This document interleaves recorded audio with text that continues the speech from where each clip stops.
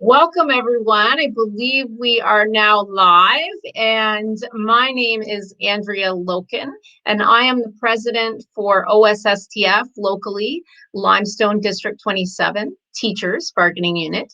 OSSTF also represents instructors of adult non-credit programs and professional student services personnel in Limestone, and across the province, many other educational group workers as well.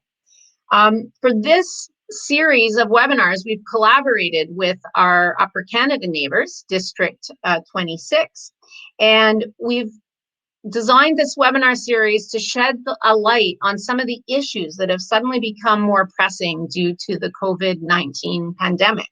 And for this second episode, I would like to welcome Dr. Tommy Cooke. Welcome. Hi, thank you so much for having me, Andrea. It's great to see you. I'm excited to do this. Thanks for joining us. My pleasure. I'm going to describe Tommy's role here. He is a Social Science and Humanities Research Council of Canada postdoctoral researcher of digital privacy at the Surveillance Studies Centre at Queen's University. And he has recently been appointed as the Privacy and Internal Threat Assessment Officer at the Center for Advanced Computing of Queen's University in Kingston. That's a mouthful. You did a really good job, actually much better than I'm used to doing, so thank you for that. Well, congratulations on that new appointment. In the education sector, we have good reason to believe privatization and corporatization is a goal, not only of the Ontario government, but of governments worldwide. And privatization is largely occurring through the implementation of education technology, or EdTech. And why is that?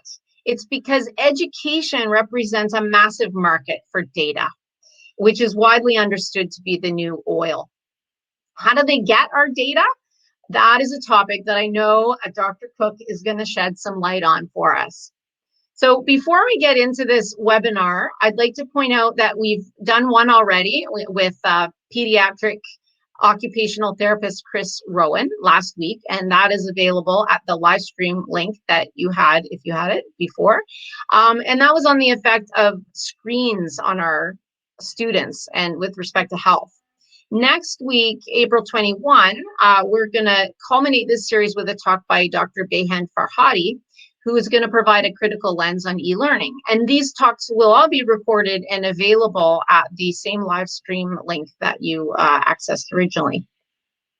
So I'd also like to mention that if people participating have any questions during Tommy's presentation, you can put them in the live chat in the YouTube feed. And even right now, we'd love to know who's watching, who's participating. If you could tell us what affiliation you have, what your role is in education, if you have one, or even just where you're from, what geographical locations people are participating from, we'd love to know. So if you could put those in, and if you have questions right now, you can begin to load that live feed. We'll track and moderate those questions and ask them of Tommy on your behalf at the end, towards the end of this webinar. So Tommy, educators are grappling with the use of new digital tools and new modes of delivery. And many of us actually know very little about the impact of these digital tools on our students. For example, Zoom meetings has been widely used recently for video conferencing with staff and students. And some boards have actually instructed their staff not to use video conferencing, but many boards are allowing it. And one of the issues with Zoom is that people can crash a meeting, and that's an obvious concern. But one of the more nefarious problems is that the data mining that Zoom is doing on all its users. So we're going to get into all these issues with you, Tommy. And these privacy and surveillance issues have just exploded into importance right now due to the pandemic, haven't they? So why should we be concerned? Wow, it's a big, crazy time. And excuse me, I think there's a lot of reasons to be concerned. And I think that if we're going to try and understand really what's at stake and what's going on around the world right now, we need to be thinking about what surveillance looks like. As we're at home with our kids, as educators like myself are at home working with students online, there really is a lot to grapple. And so where I'd like to begin actually is with a bit of an anecdote. But before I share it to get the ball rolling, I'm going to attempt to switch screens so that you guys have something a little bit easier to follow along, because I have a bit of talking to do to address this question appropriately. So let me see if I can do the screen share without breaking the internet. Was I successful, Andrea? I believe so. I'm seeing your privacy in an online learning environment screen. All of the important information about who's who and what's what. Great. Okay, thank you. So the story that I wanted to share with everybody actually happened in the year that President Trump was elected. And of course, President Trump is going to have to come up in a talk like this. In that year, within the first month and a half, I received an invitation to give a lecture at Ryerson University. And what Ryerson University was doing was this kind of 3-day university-wide workshop where different people were coming in to talk about privacy issues and this abundance of noise and misinformation that had already been coming out of the White House in the first few weeks of President Trump's election. And so I was put into a small room. It was a room of about 30 people, and I talked for about an hour, as I'm going to do with you tonight. And I was in front of this group and a bunch of cameras. And I didn't realize that my lecture was being broadcasted around the campus. So when I finished my talk and I went out in the hallway, I was bombarded with all of these different students who were coming up to me and asking me questions. And amongst the confusion of the moment, I was actually very surprised to hear from very many students the same kind of problem. And the problem was that a bunch of them were traveling south through southwestern Ontario from Toronto down towards the border. And when they got to the border, they were stopped. And the border guards were asking a lot of questions about what their intention was. Many of you might remember that the Women's March on Wall Street was taking place around that same time. And if you can also recall, in 2016, this was the first time that we heard that border guards were actively looking at people's devices. They were looking at photos, they were looking at tweet histories, anything they could find that might give some new information, any data that could point to some sort of truth about whether or not the person that was attempting to enter the US was doing it truthfully. And so this was really striking for me to hear this. And what it signified for me was this kind of immediate ramping up in the government looking at new sources to find ways to interpret risk, just to protect somebody like a new president. And what I'd like for us to recognize right now is the fact of the matter of our historical moment, which is, I think, increasingly defined by this reliance on corporate tools that are often given to society for free, but with no strings attached. I mean, we couldn't imagine a time or a place or any circumstance when somebody like a car manufacturer, for example, would just give you a free car. But here's Google, who has free tools and free services, who is a proponent of connecting people in third worlds to the internet, who provides the world's largest search engine for free, who provides the world's largest source of video content for free, who is now giving us free tools to educate our children, and who also just recently committed to sending all location data from all Android devices all across the globe to anyone or any government who is asking for it. And this is all to help in the fight for COVID, or against COVID, I should say. And it just so happens that Google cannot actually do this without also leveraging its worldwide automated advertising and analytics network. What we have here is a paradox of governments piggybacking free corporate tools in an international crisis. And we need to really work through this paradox, which is what I'm going to spend the next 10 to 12, maybe 15 minutes with you guys on before we actually move into a more open Q&A. Whether we are educators or learners or everyday people in society, this paradox has really important implications that are going to affect how we connect with one another throughout the remainder of 2020. And the first thing that I would like us to think about then is how this implication of turning to tech for info isn't going to go away anytime soon. And the reason why is because surveillance is a very old problem. It's an old security practice. Turning to sensors and software and network technology has been a regular practice of Western governments since the 1940s. But as each decade has progressed, there has been a gradual move away from tracking individuals towards tracking populations. And part of the reason why this is happening is because surveillance is premised upon control. As surveillance organizations continue to turn to new tech, they're going to check to see whether or not this new tech makes control easier. And if it doesn't, the private sector is pressured to continue refining their tech to make it more accurate, less expensive, more efficient. And they all have to do this twice as fast as they were expected to do it before. And as you might imagine, everyone, this is not a blueprint for success. It's a recipe for failure and mistake. And I think we would all do really well to recognize then that how governments and corporations think about tech and this question of whether or not technology can produce good, actionable information creates a very slippery slope for society. And this slope has been getting steeper and steeper for decades. Right now, in 2019, against COVID, we are seeing history repeat itself, but with a couple very important twists along the way. I'm going to shift gears just a little bit now by asking you to imagine what it might look like to create something like a smartphone application.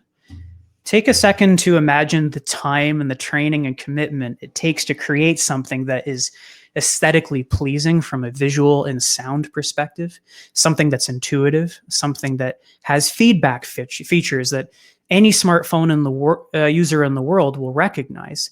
And then having to go through the process of getting the approval you actually need to sell that application on the Google Play Store or Apple's App Store. I think, if I'm recalling correctly, the average completion time of an application, even a simple one, by an experienced developer is something like 2 to 3 weeks.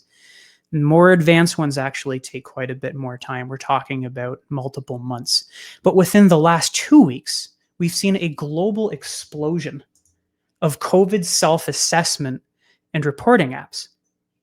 Governments everywhere right now are turning to young app developers and corporate manufacturers and massive software development firms, all the same, asking, what can you do to help in the fight against COVID? I'm aware of a researcher at Cambridge University named Ross Anderson that I really encourage you to check out, because he's been calling this recent explosion of these apps, this proliferation of do-something-itis. The world is in a recession, people need income, and privacy, unfortunately, is just not enough to deter opportunism during an international crisis. So the big question that some of you might be asking right now is, why does any of this matter? It matters because this new global quest for information is going to move toward existing devices to find hidden truths, to find new evidence about the health and the behavior of the world. And that means it's going to encroach upon our personal computers and our tablets and our smartphones. So this is precisely why I think right now we are seeing a sharp rise in public debate on location privacy. It's emerging because corporations and governments are pathologizing our mobile devices. And if you treat sick people's phones as indicators about their health and their habits, you are supposedly able to uncover hidden truths about global insecurity. I'm sure some of you are going to recognize this slide here, or at least this Google announcement that came out just a few days ago on April 10th. To be honest with you, I don't even know the date today because everything's just been blurring together. But this is a joint announcement, and it's really fascinating because it's made by Apple and Google, two massive corporations that otherwise absolutely despise one another.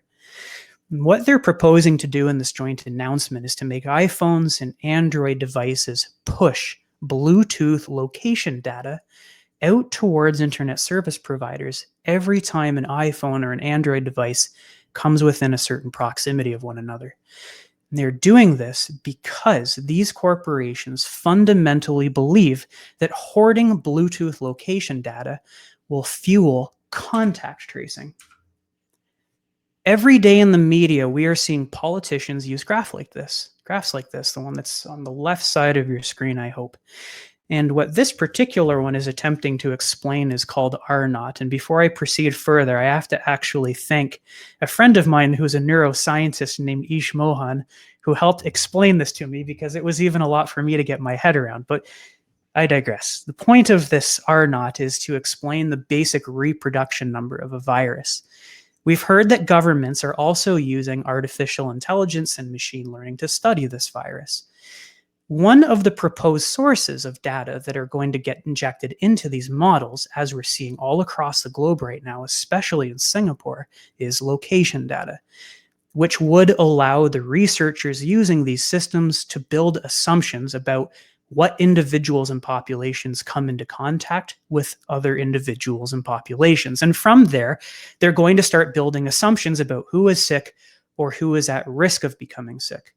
So on the one hand, this turn to Bluetooth data might suggest to you, as you're listening to me talk right now, as something that is unprecedented. But to treat smartphones as sources of truth in the middle of global insecurity is something we have definitely seen before. The second graph on the right, some of you might recognize as well. It is from another very long title, Andrea, so it's my turn to say something that's ridiculously hard to digest. It's from the United States Office of the Director of National Intelligence Statistical Transparency. It was produced in 2018. Between May and December of that year, the United States National Security Agency, which is basically the surveillance arm of the United States government, identified 11 new national security targets. These are people who are assumed to be members of an international terrorist organization. And from those 11 targets, the NSA collected metadata on just over 19 million smartphones across the US. And to put that into perspective, that's more than the population of Ontario by about 5 million within that 8-month period.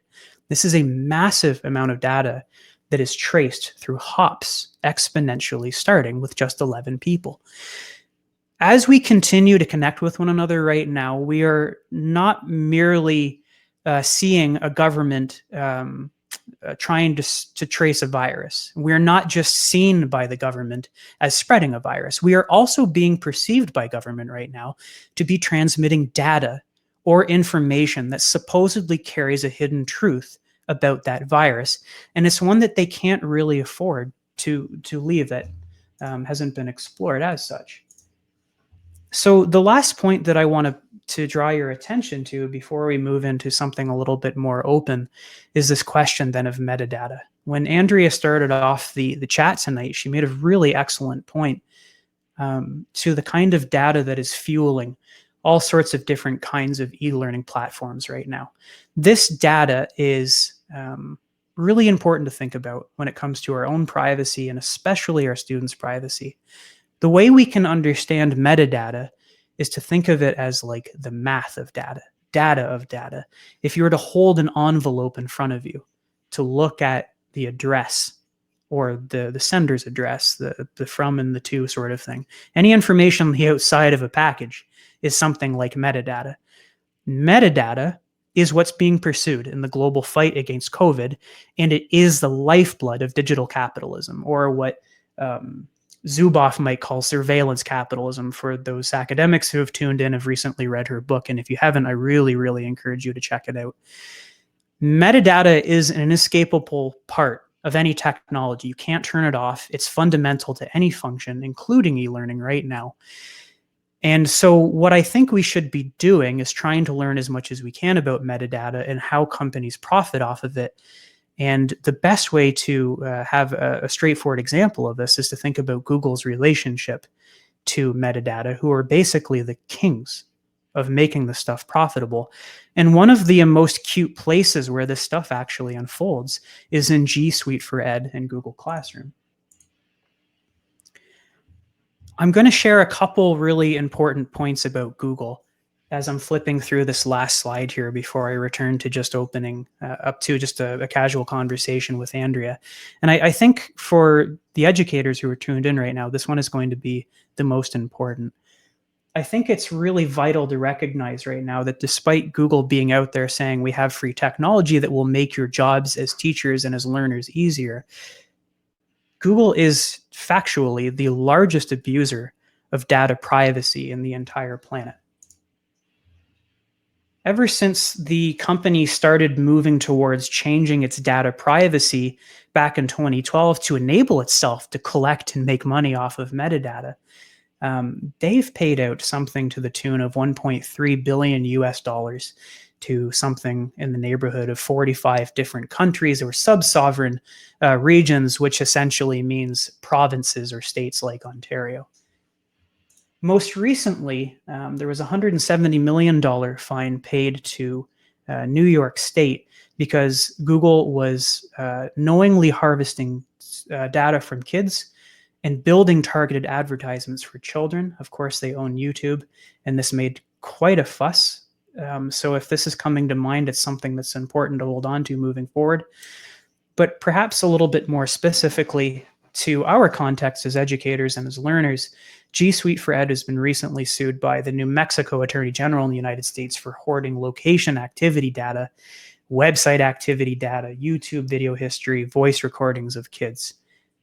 This is not an issue that hasn't been ignored in Canada. We've seen 2 district school boards in Canada have parents fight quite aggressively to try and promote awareness about data privacy issues with Google. And I'm just going to return to harkening back to my point that ever since Google saw in 2012 this opportunity to really bank off of metadata in order to make some profit, G Suite for Education and Google Classroom became fundamental focal points for trying to collect this data to sell it to third parties. So these are groups of actors who buy this data and sell it to other advertisers and marketers that are now in the millions worldwide in 2020. And so I think for the rest of this talk, we would all do very well then to be thinking about what our primary objective is for ourselves as teachers and as students. And I think the easiest way of summing that up is just trying to avoid free corporate technology as much as possible to minimize our exposure to metadata. And I will turn it back to you, Andrea. Thank you for your patience as I worked through all of that. That's fantastic. Thank you so much for that introductory presentation. The last point you made, though, one of the points that boards like to make is that no, they've paid for their version of G Suite or Google Classroom or whatever they say, or their Microsoft Teams, and it's not the privacy concerns are not the same. Is there any reason to believe that because they paid, our privacy is more protected? Absolutely not. No. I think what's vitally important to recognize is that there is something inherently risky about a massive globally reaching corporation showing up to your front door with a box of tools and saying, you can use this box of tools for free, or you can pay a little bit of money and we can make them faster and smarter and more refined and more personalized for you. That doesn't actually address the fundamental ways in which these technologies work. When we talk about information and we talk about privacy in 2020, the fact of the matter is that society is constrained to a very narrow conception of what digital privacy actually means and what digital privacy is actually protecting. When I listen to politicians and I read in the media that people are concerned about personal information, that is usually the referent of digital privacy. But personal information is content data. It's obvious things. It's the things that I've just been showing you on my screen as I've been screen sharing with you. But what digital privacy often doesn't protect is that more elusive, discrete data that we never actually see, the bits that represent the content data, the envelope information. That kind of stuff will never go away with Google. That's how they've specifically engineered their technologies, which means it doesn't matter how much you pay, they're still going to be collecting that metadata to sell it to third parties who want to work on that data to come back to Google and inject targeted advertisements for our students on it. And part of what is also inescapable in this paradox is that they're building profiles of us using this stuff over time. They're not just hoarding this metadata just to make a quick buck now. They're looking at the trend of our behavior in relation to that metadata so that they have an insurance policy, so that they can keep coming back to these platforms, taking out the data, taking out the logs, and saying, we can show you who this person was 10 years ago, who they are now, and who they're going to become. So continue investing in us. So as a long roundabout way of answering your question, Andrea, no, you cannot get away from this by paying Google. Wow.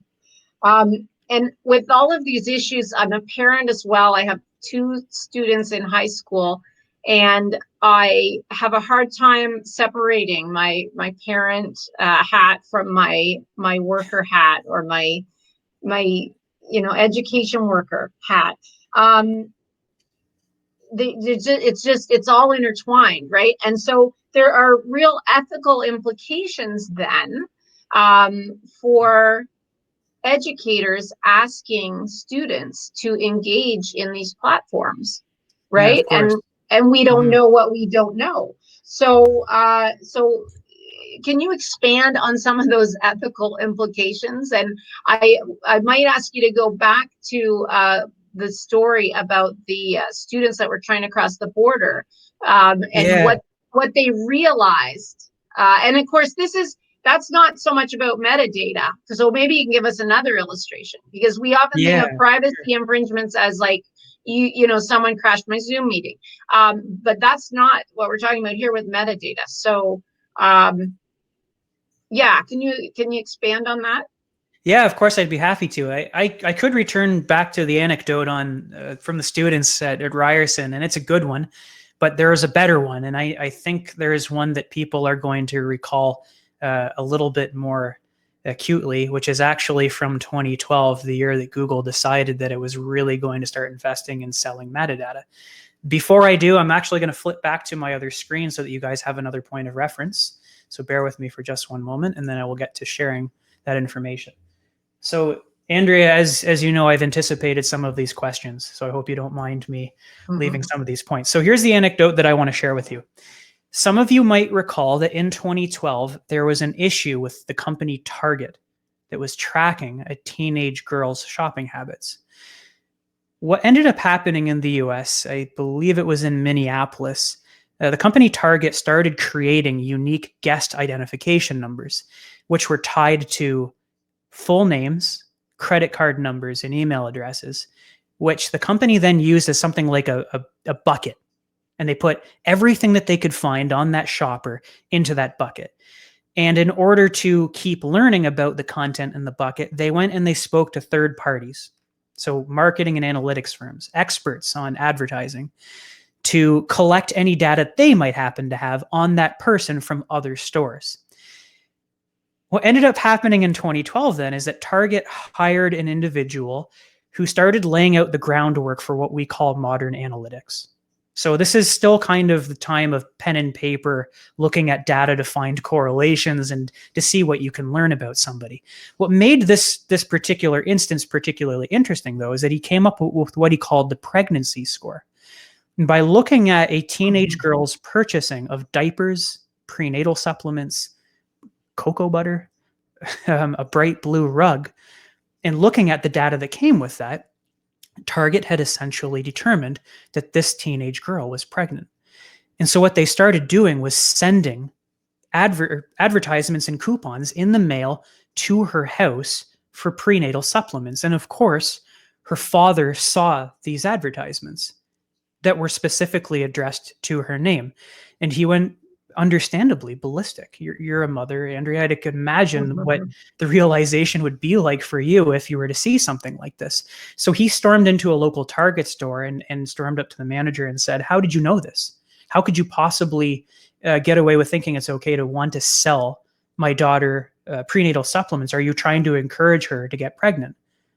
And then he went home and found out that she was actually pregnant.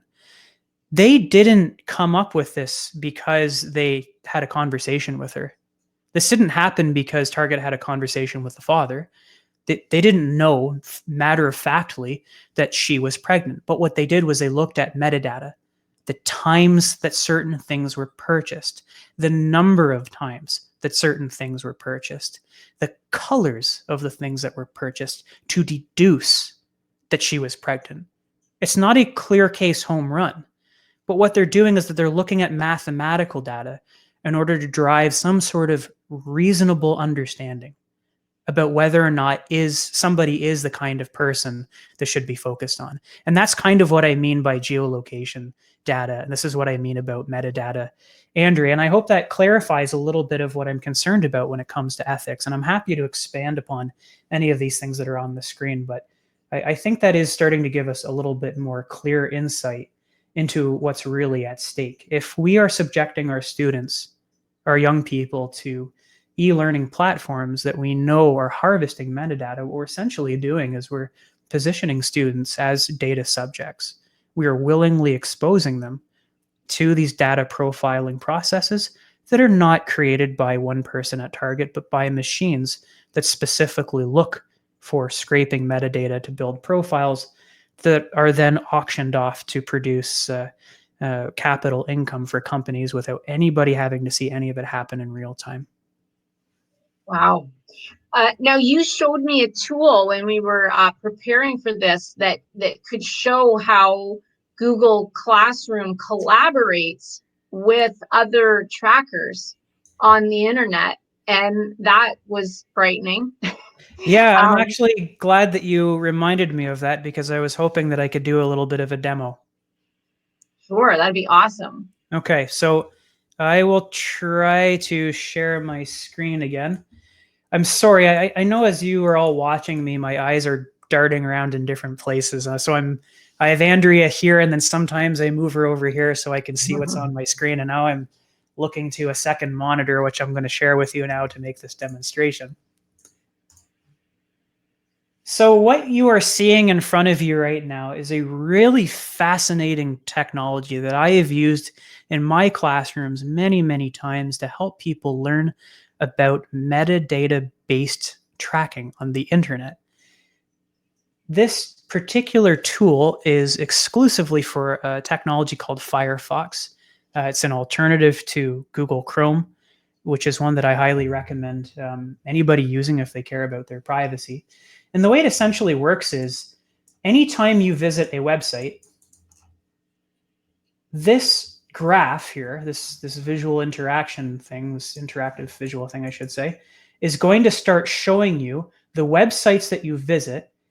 And these triangles represent any marketing or analytics company that is using some sort of automated script that is in a website that starts collecting metadata. And what I mean by metadata on a website is something like how your mouse cursor is moving around the screen, how many times you right click on the screen, if you click on the search bar, if you visit different websites, if you save pictures, if you click on links. All of that represents metadata. And this tool helps us see, as I mentioned, the different analytics companies and the tools that they're using, as well as the location. So in this case, GoogleTagManager.com, which is an analytics subsidiary of Google's analytics division, to start helping you understand how much tracking you're actually exposing yourself to when you're on the internet every day. So the first website that I actually visited in anticipation of doing this demo with you was G Suite for Education, which I have up here on the screen right now. And as I continue to, oh, I can actually split screen this. Let's do that. It's going to be way more fun. Bear with me for one sec here, everyone. Thanks for your patience. As I hop around to different websites, you're going to see this screen populate with new trackers. Andrea, do you want to give me some sort of website that is worth checking out just to see what kind of tracking technologies they're using? Well, what if we're just doing research and we're looking for a mainstream article? I don't know, like Toronto Star or the Wall Street Journal or New York Times or any of those. Well, let's see if we can think about visiting Toronto Star. What you're seeing on the screen here, I'm going to refresh this, is the Toronto Star website. And then according to this graph, the Toronto Star website has what, I can't count very well, guys. This is maybe a dozen and a half different third-party tracking and analytics technologies or services that are connected to the star.com. That's quite a bit. And what makes this really significant then is how the graph is showing us how G Suite for Education over here is leveraging the Google Analytics technologies provided by Google to communicate with the star.com. So what that essentially means is that as I go to this website here and I start clicking on links and I start opening things up, the metadata associated with the movement of my mouse is being captured by these different providers, in this case, these, and is feeding them back to Google and G Suite for Education. This is all metadata that is actively being harvested so that Google continued to make profit. And even within the 3 sites that we have visited, we've been exposed to 38 different third-party analytics firms and their respective marketing technologies. So to harken back to Andrea's really excellent, difficult question then, if we encourage our students to use G Suite for Education or Google Classroom, this is precisely the kind of third-party profiling that we are setting them up for.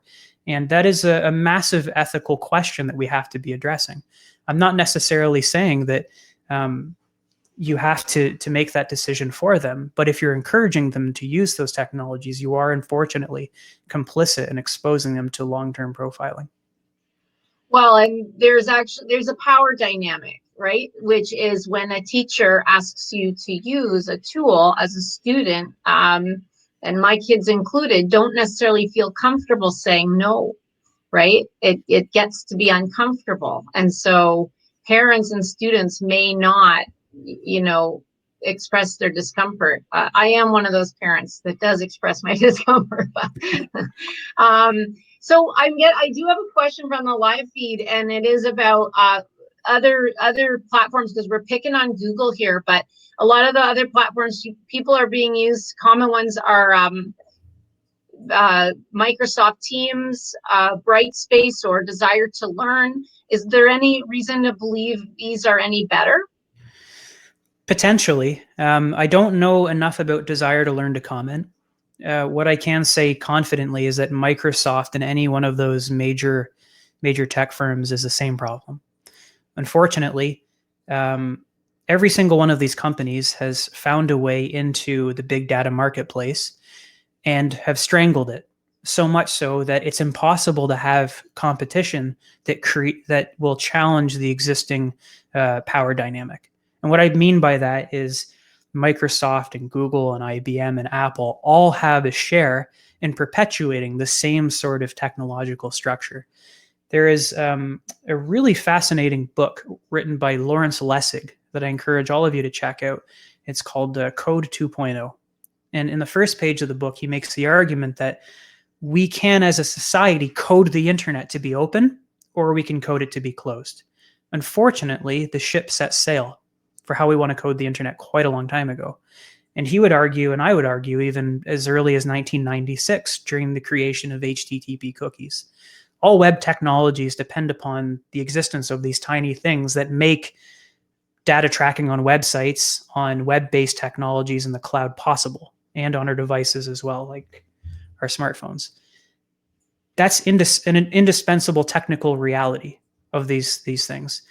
And Microsoft or anything that's corporately endowed is piggybacking on those same systems to compete with one another in terms of selling data profiles and collections of metadata in order to stay alive, in order to protect their bottom line. And the stakes for that are particularly high right now in a global recession.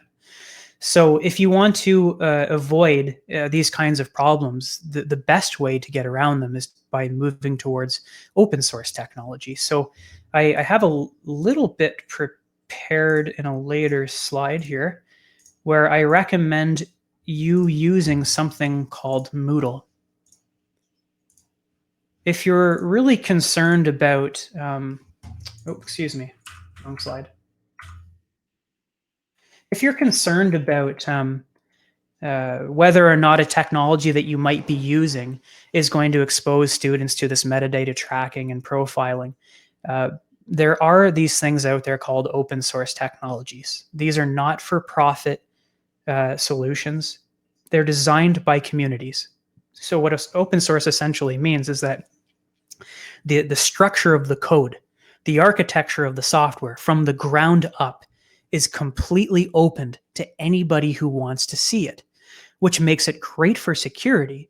Because if anybody were to go in and be nefarious and mess around with it, to encode it, to track metadata, for example, or to program a encryption backdoor like Edward Snowden was worried about in 2013, you would be able to see it.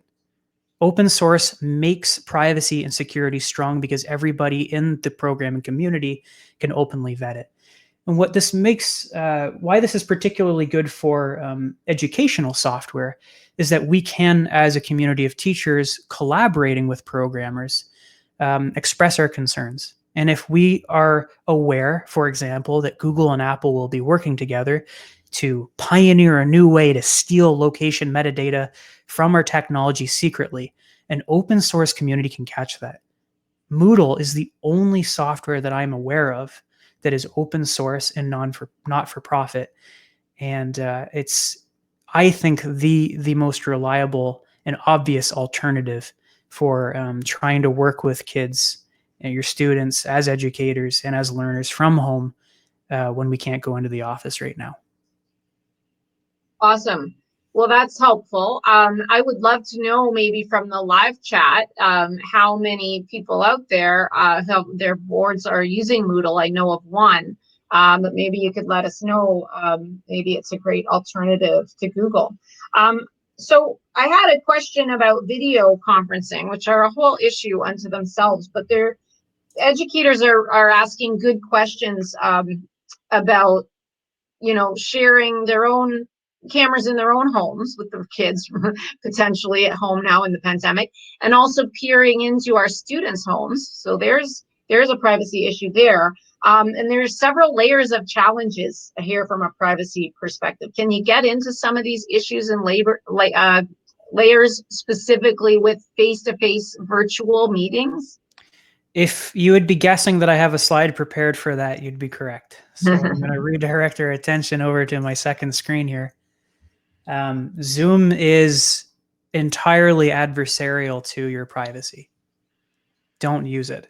And it's not just because of this proliferation of, I think I can use a pen here. I've really wanted to do this. I've never had the opportunity. So here we go.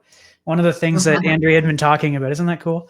One of the things that Andrea had been talking about is the Zoom bombing. And what she meant by that was when you're hosting an online classroom on something like Zoom, you can imagine a teacher sitting there kind of in a similar arrangement that we have right now. And you can see your students, 15 faces on the side of your screen.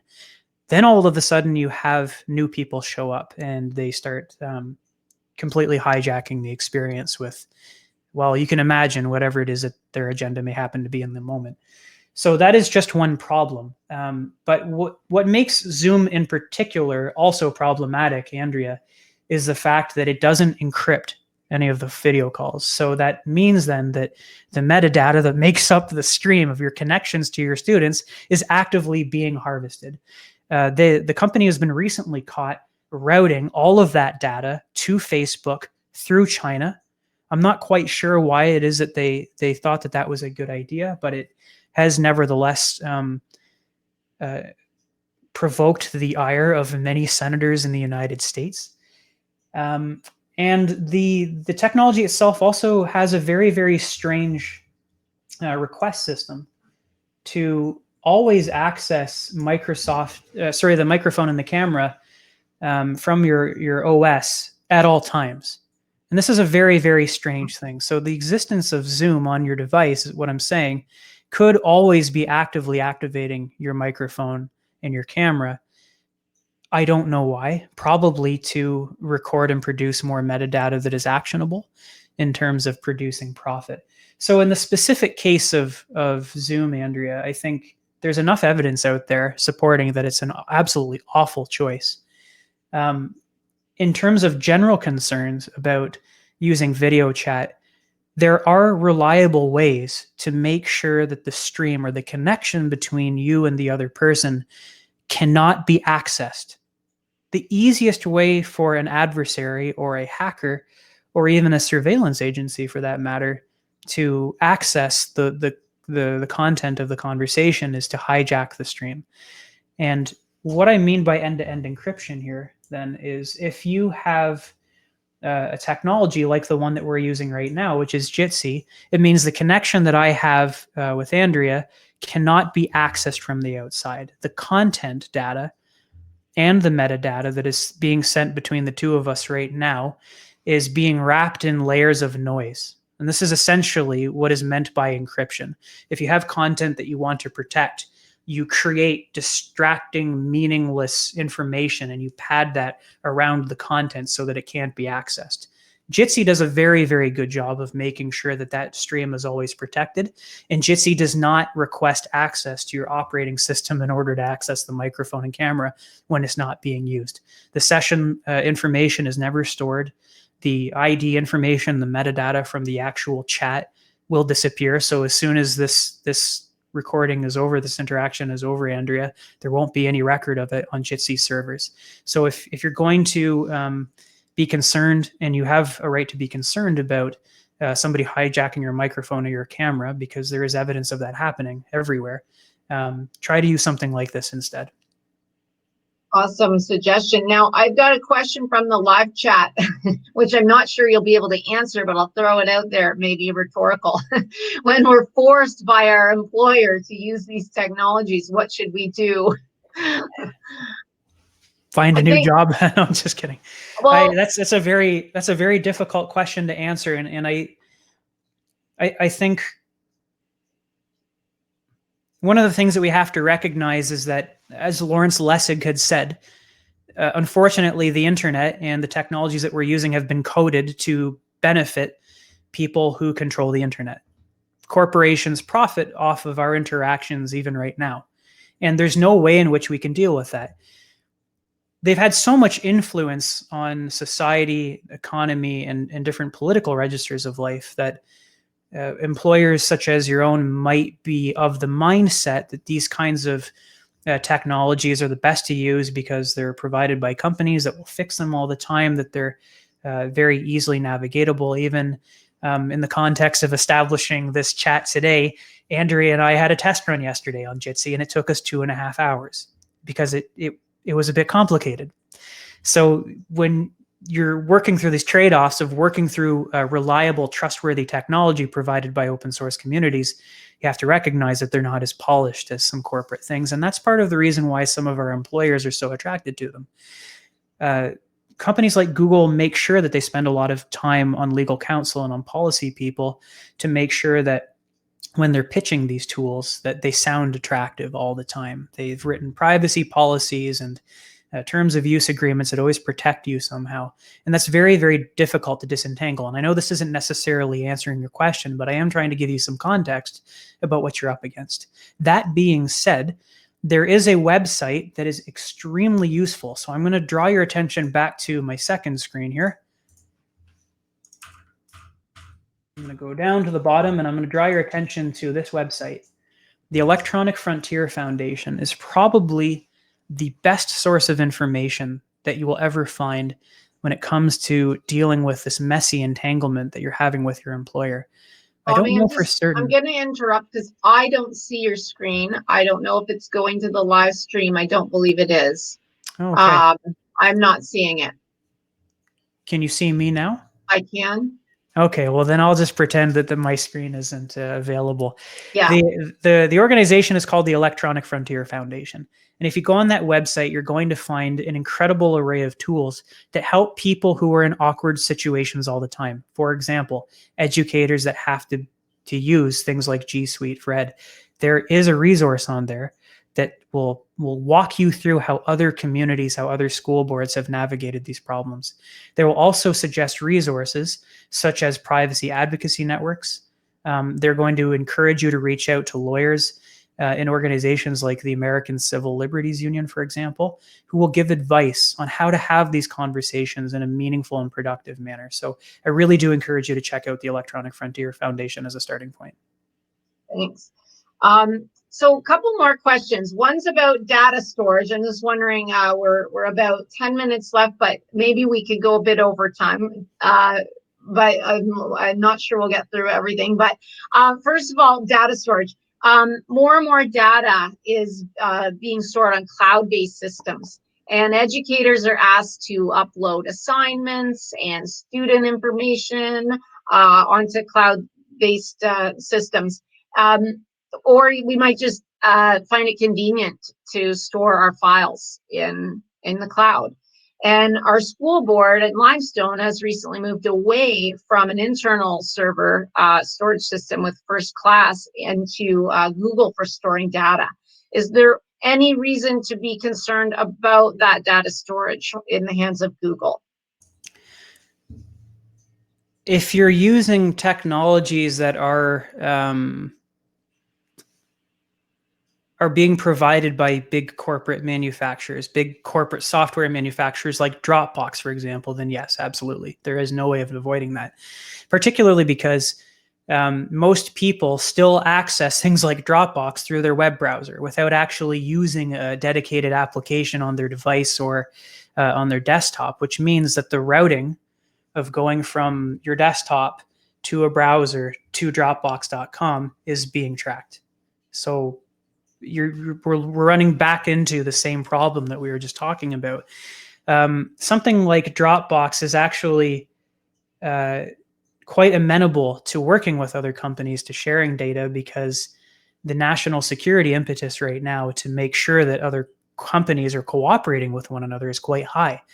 I began my little spiel at the beginning of our interview this evening talking about the collaboration between Apple and Google, which is unprecedented. We've never seen two major corporations who otherwise despise each other work so carefully. And in the particular case of Dropbox, there are many reasons to be concerned, because they've been fraught with issues of employees accessing the personal information of people uploading documents. They are regularly targeted by US surveillance agencies to cough up information to help with ongoing investigations. And they frankly have just had a very close relationship with the United States national security apparatuses for quite some years. Stephen Hadley, who was an NSA advisor, was on the board of directors for Dropbox. Then there was Robert Gates, who was the former US Secretary of Defense, and then Condoleezza Rice, who pioneered and was championing illegal wiretapping when she worked as an advisor for Bush Jr., is currently on the board, and she's been serving on the board, I think, since 2014. So learning about those kind of dynamics are as important to just being aware of the metadata. And those things are quite easy to find out through even something like a Wikipedia search. When it comes to data storage as a solution, then what I really recommend you investigating is something like sync.com. SYNC.com. Sync.com is hosted in Toronto. It uses end-to-end encryption, which means when a piece of data leaves your device and goes to their servers in Toronto, the transmission is protected. The storage on your device is protected with encryption. And when it arrives, it stays encrypted. It's impossible for a Sync employee to access any of that. What is difficult about Sync is that it is a paid service. It doesn't cost a lot, and you can store a tremendous amount of data. All research that I have ever done, as you can imagine, is a bit sensitive in nature, which is why I've always stored it in a secure server in Canada where the data is not accessible or not made storageable. So I guess you could say storable. Is that even a word, storable? Yeah, storable is a word. Storable. It can't be stored in the United States if it's staying here in Canada, which means it's not subject to the Patriot Act in the US or FISA court amendments that would make that data available to security and policing agencies. So try sync.com out as an alternative, or you can try looking at servers provided in Sweden or Switzerland, which are also very, very safe places to begin your searches as well. Right, because when you upload stuff to, like, say, to Google Classroom or wherever, Google now owns that, right? And that data is not even in Canada. Is that correct? It'll route through Canada. So if you're sitting in Kingston, Ontario right now, and you're connected to Bell Rogers as a service provider, the data will leave your personal computer. It will be sent to a routing center by your service provider, Bell Rogers, and then it will leave the country immediately. It will go to the United States. As it's en route, metadata will be collected, stored somewhere else, and turned into some sort of analytics profiling package, which is automated in terms of being sold elsewhere. And then that information will be stored and duplicated, triplicated inside of server farms all across the United States. Once it goes there, you cannot get it back. Canada and the United States do not benefit from the right to be forgotten, which is legislation in the European Union that would allow somebody to say, I don't want you to have my data anymore. You must delete it. This is not something that we have. It's not something that we're going to have for the foreseeable future. We don't have the legislative power and oversight provided by something as comprehensive as the General Data Protection Rule, which might otherwise make that possible. So that's why I think it's quintessentially important to make sure that your data is either stored in Europe or stored in Toronto. So again, try to stay off of G Drive and Dropbox as much as possible. Okay, great suggestions. A question I have is about getting to solutions. What should we be asking or insisting upon? Like back to that employer question, we should all be having conversations with our employer, but what should we be asking for when new digital tools and technologies are introduced? What are the questions? Fantastic question. Also have prepared a slide for that. I will try to share it. Andrea, let me know if it doesn't work. We can see it. You can see it. Fantastic. Yeah. That is really good news. Okay. 4 very, very simple questions. These are ones that I've reflected on for years as a researcher in digital privacy. And some of them are also inspired and guided a little bit by the Electronic Frontier Foundation. So I'll preface my discussion of these questions, a brief one, by saying that if you ever get stuck and you're not sure how to invigorate yourself to ask the right questions, to find the right people to guide you through these very, very difficult problems and tensions, go to the Electronic Frontier Foundation. More than likely, 9 times out of 10, you will find a resource in there that will help you work through whatever problem is that you're dealing with. Now, when it comes to the matter of questions that we can use as educators to equip ourselves to work through these difficult, messy problems, I think the first and obvious one is asking, are we dealing with a free technology with free services? And if that's the case, you are invariably heading into territory that ethically might be problematic for you as an educator. And so that's the time for you to start thinking about open source solutions as a viable alternative. If you have the opportunity to talk to a representative of a company, which might frankly be impossible right now, you could just simply ask, what data are you collecting and who are you sharing it with? There are ways to determine this. You can use Lightbeam, for example, just as we'd done in our little experiment earlier. There are also ways to go into the privacy policies and the data sharing policies on different corporations' websites, and they will say matter-of-factly who it is that they're working with most of the time. Chances are, if you're actually that far into your investigation, you're going to be learning about something that is not necessarily conducive to you thinking about the healthy ethical boundaries around your work. Are security protocols open source is an obvious question I think that we've touched upon already. Open source has many, many benefits for many different reasons. And again, it's something that the Electronic Frontier Foundation can elaborate on in more detail. And the last question might seem a little bit absurd, but it's actually a very easy one to research.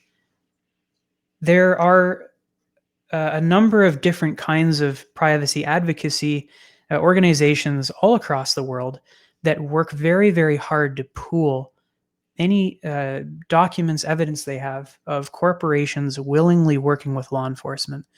Ever since the Patriot Act was passed in the US, and ever since there's been a heightening in security discourse in Canada as a result, we've seen that some of the biggest expenses of companies like Google and Apple is actually hiring enough legal counsel to respond to requests for information.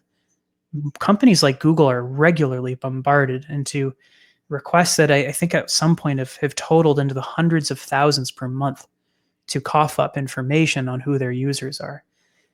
At some point, they're going to buckle because the cost of fighting the overwhelming number of requests is too much. If you come across a company like Dropbox that is actively working with law enforcement, it means that they are probably operating within a space and with an ideology that is not conducive to the kinds of ethical implications that we want to be working within. These are healthy constraints that we ought to be taking very seriously as educators and as learners right now. And so this simple question of whether or not somebody's working voluntarily with law enforcement, I think will help you position yourself better to figure out what is the best way to proceed as an educator right now in 2020. Awesome. Thank you. So let's get to some of the solutions then, and you've actually provided several throughout, but there might be some other tools you can suggest. So are there simple solutions to protecting the privacy of education workers and our students in an online learning environment? Something that comes to mind, and I recently purchased a virtual private network subscription. And so does that protect us? Is someone? Yeah, a virtual proxy network is really a really interesting technology. So the way it works is, let's think back for just a moment to the scenario I was describing, where you're sitting at your house right now in Kingston or wherever you are in the world.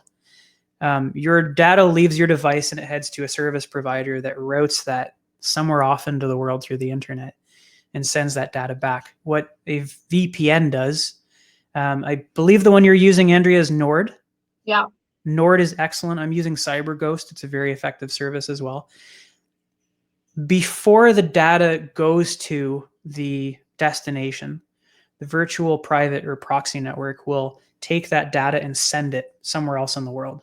It'll go to China or Switzerland or Sweden or Ireland and then send it to the destination.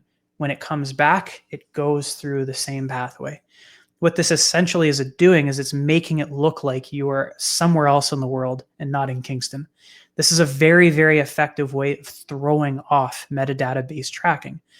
And because metadata-based tracking is fueling capitalism in a very, very big way right now, I had a number on this earlier. In 2012, when Google first started making its changes to its privacy policy, analytics through metadata was about an $11 billion US dollar industry. As of last year, it was $168 billion. So anything that you can do to throw off those kinds of lines of capitalism are going to be conducive to your privacy. VPN is just one way of doing that. Another way that we can think about trying to mitigate these kinds of things is by using ad blockers.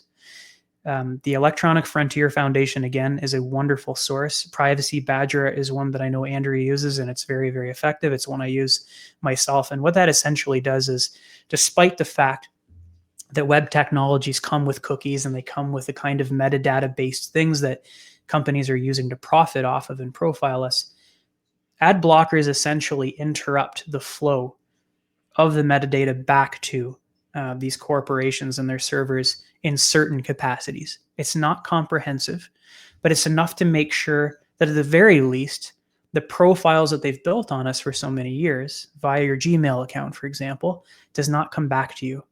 And if it doesn't come back to your screen, if you don't see a targeted advertisement that was specifically made for you, there's the fun part of saying, the money you just spent on that thing is not being well invested and it's not reaching me, so you've lost your money, and it's always worth something.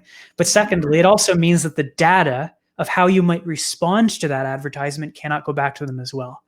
There are mechanisms in websites that try to evaluate whether or not you respond effectively to targeted advertisements. Cameras are one of those things. And I think that's part of the reason why Zoom might always have access to those kinds of things.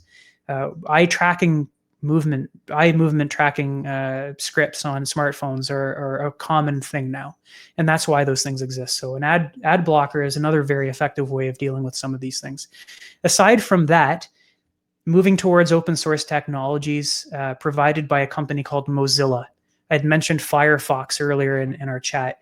That is an excellent way to proceed as well, because what they've been doing over the years is really fascinating. While companies like Google have been moving towards Chrome and making it faster and more robust, Microsoft recently released Edge to get rid of their awful Internet Explorer. Those things are faster and they're more streamlined, partly because they're moving data very, very efficiently. Firefox, on the other hand, has been getting a little bit more cumbersome. And the reason why is because they are slowly integrating community-based open-sourced privacy protection tools into the browser. They're trying to get rid of add-ons that, as I mentioned, or have been a bit cumbersome in the past, and making the platform from the inside out privacy first. So I really encourage you to go and work with those things as well.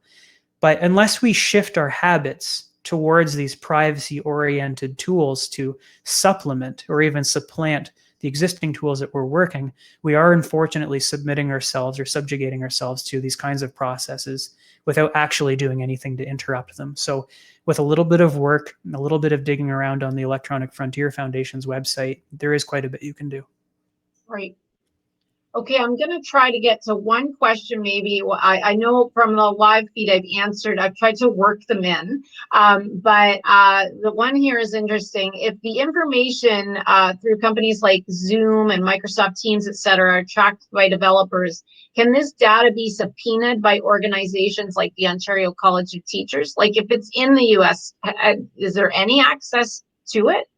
In the United States, no. As a Canadian, there's almost nothing you can do about that. You could try to become an American citizen. I'm not trying to be flippant. It's a serious issue because we don't have the power to do that. We don't have the ability to compel a corporation outside of our sovereign jurisdiction to cough up information. The only reason why companies like Google have been doing this in the past is because of something like the European Union pioneering something like the General Data Protection Rule, or GDPR, to make corporations on the other side of the planet accountable to its citizens in Europe. We don't have that kind of oversight in Canada. We're not big enough. We don't have the money.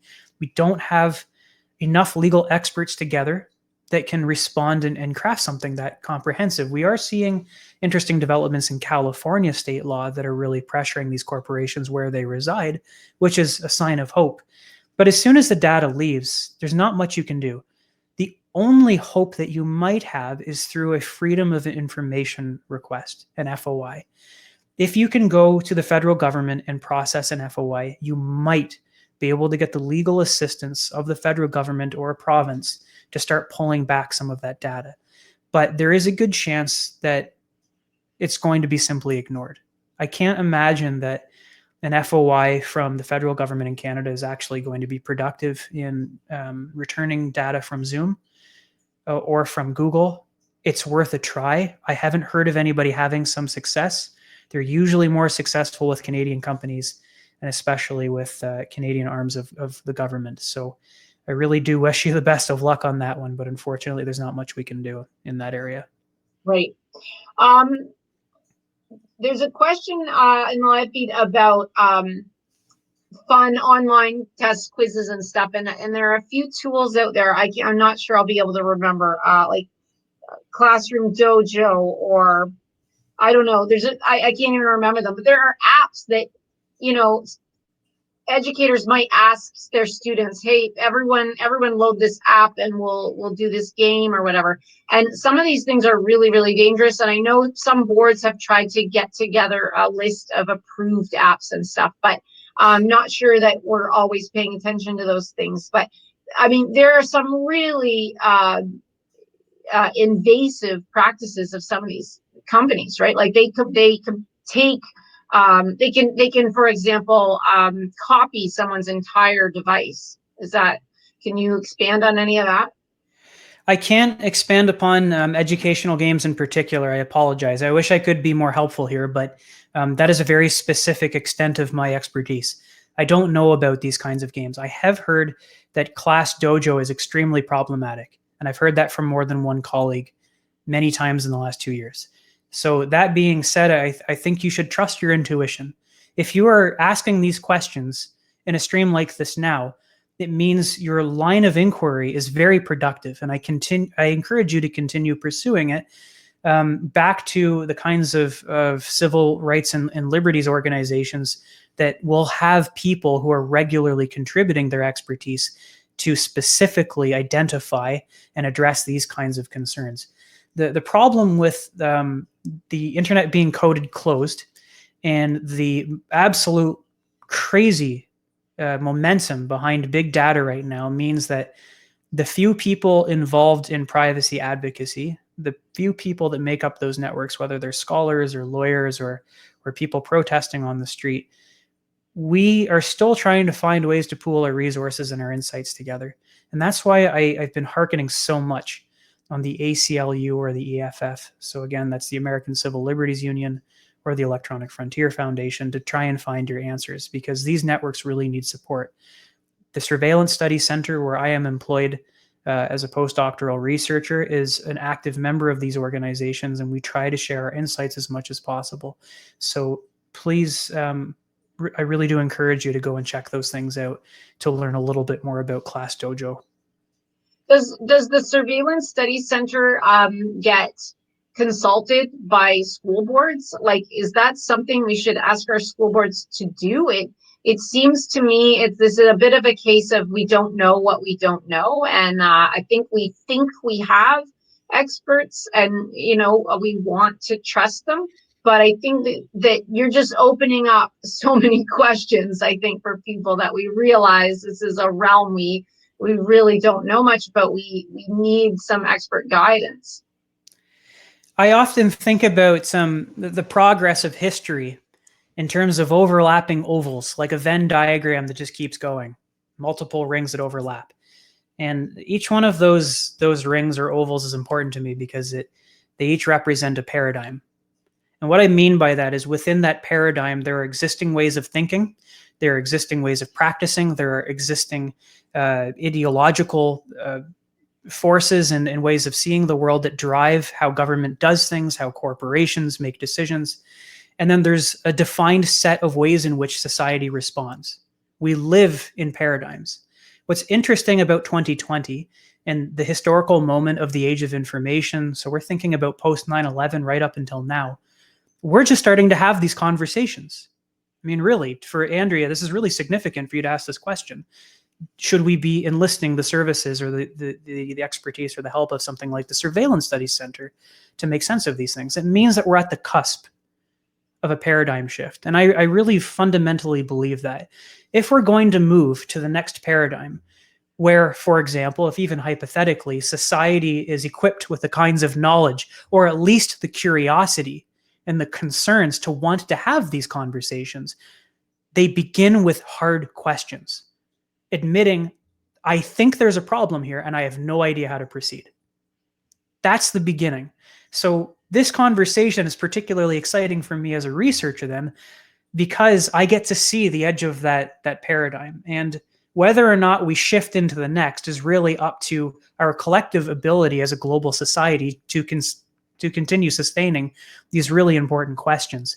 So the short end of it, Andrea, is yes, you should absolutely look at different research centers in a university. You might see some things that are obscure. You might see things like data justice labs. You might see things like the Center for Research into Surveillance and Privacy, like at St. Andrews University.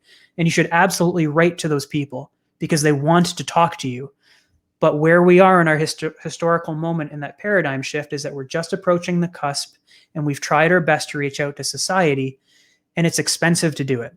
We don't have enough people in numbers. So if you are willing to be uncomfortable by just reaching out, being vulnerable for a bit and saying, I have these questions, can you help me through it? We will absolutely reach back. Right. Well, I'm seeing a role for unions here in that, unions try to protect their interests of their members. And I think these are questions that, unions can certainly try to ask and get answers to.